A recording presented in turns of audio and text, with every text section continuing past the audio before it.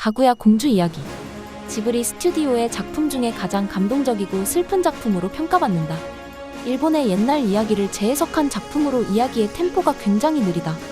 그렇다 보니 나이가 어린 관객들은 극장에서 지루해서 안 보려고 하는 경우가 속출했다고 한다.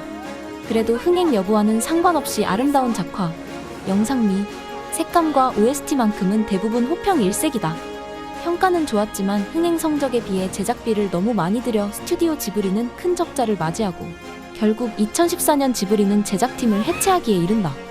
호쿠리쿠 언덕에서 시대 배경은 도쿄 올림픽이 열리기 직전인 1963년으로 제2차 세계대전에서 일본이 패전한 후 20년 뒤의 이야기이다. 그리고 주인공들은 고등학생으로 대략 종전 전후에 태어난 세대. 홍보에서 내세우는 이야기는 첫사랑 이야기라고 하지만 전체 스토리를 보면 첫사랑 얘기는 그렇게 많이 차지하지 않는다. 이 애니메이션의 주된 테마는 첫사랑이 아니라 과거에 대한 향수이다. 그 어떤 지브리 애니메이션보다 일본인을 위한 애니메이션이라고 할 수 있다. 일본 흥행은 꽤 성공적인데 42억 9천만 엔의 흥행을 기록했다. 게드전기 어스시의 전설. 미야자키 하야오의 아들 미야자키 고로 감독의 데뷔작이다. 각본가, 작화감독, 음향감독 등이 다 따로 있어도 그 중에서 총감독이 가장 중요하다는 것을 알려주는 지브리 역사상 최악의 작품으로 평가받는다. 애초에 미야자키 고로는 건축 설계 쪽에 일을 하는 사람이었는데 애니메이션을 처음 만드는 감독이 제대로 된 준비도 못하고 대형 프로젝트를 맡아버리니 이런 최악의 결과물이 나와버린 것이다. 바람이 분다. 아름다운 비행기를 설계하고 비행하는 것이 평생의 꿈인 청년의 이야기이다. 이야기는 호리코시 지로의 유년 시절부터 시작하여 관동 대지진 때 나오코와의 만남, 그리고 1935년까지의 이야기를 다룬다. 미야자키 하야오의 반전 메시지와 감동적인 러브 스토리, 실화를 재구성한 스토리와 깔끔하고 아름다운 작화, 애절한 음악이 잘 어우러진 명작이다. 주인공 캐스팅 외에도 영화 속의 비행기의 엔진음이 모두 성우의 육성으로 녹음되어 화제가 되었다. 그대들은 어떻게 살 것인가? 미야자키 하야오 감독의 바람이 분다 이후 10년 만에 장편 애니메이션이다.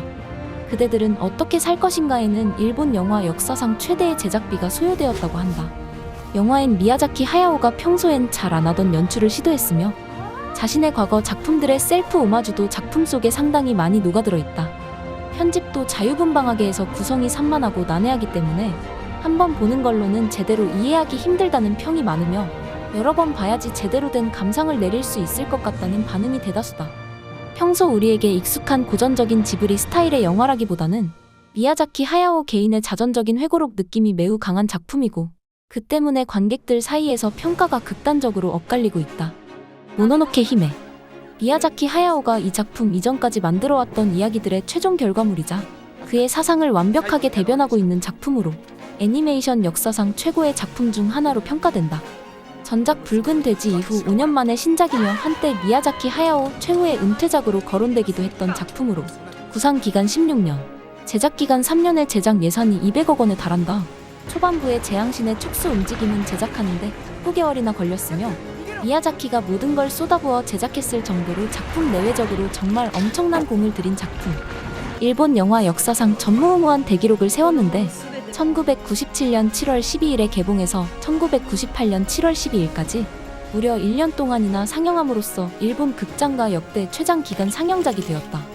그 결과 일본 내 1420만 관객 동원이라는 전설적인 기록을 남겼다.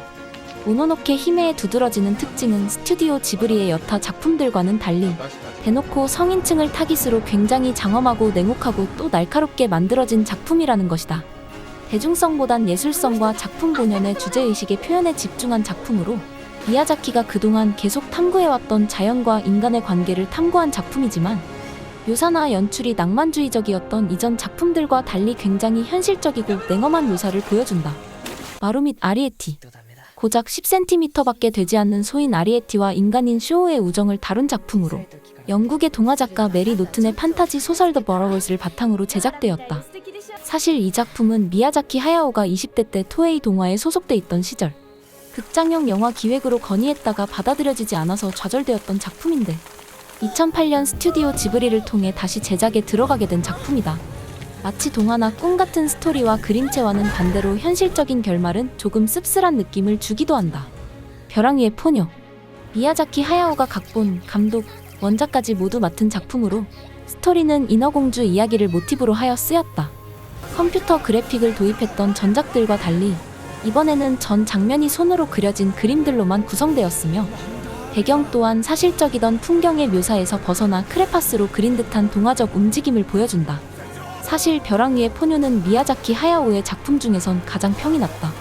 물론 사실 애초부터 작정하고 무시무시한 대작을 제작한 모노노케 히메나 센과 치히로의 행방불명 같은 애니와 달리 처음부터 어린이들을 대상으로 가볍게 제작한 작품이라 개봉 당시의 기대치도 그리 높지는 않았었다.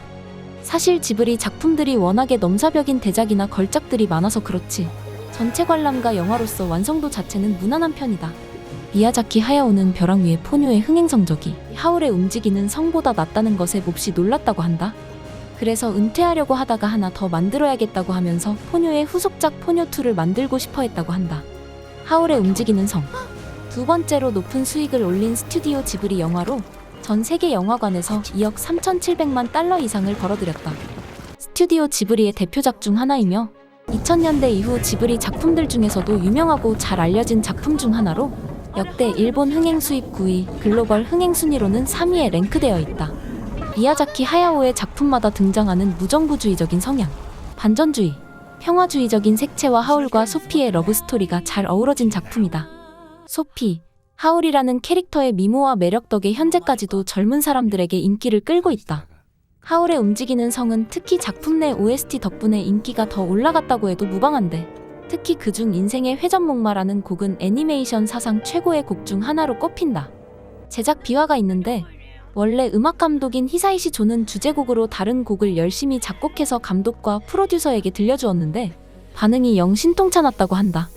그래서 작곡 중 우연히 떠올랐던 다른 멜로디를 별 생각 없이 연주해보았는데 둘은 무릎을 탁 치며 바로 이거다라며 엄청 좋아했고 그것이 바로 인생의 회전목마가 되었다고 한다.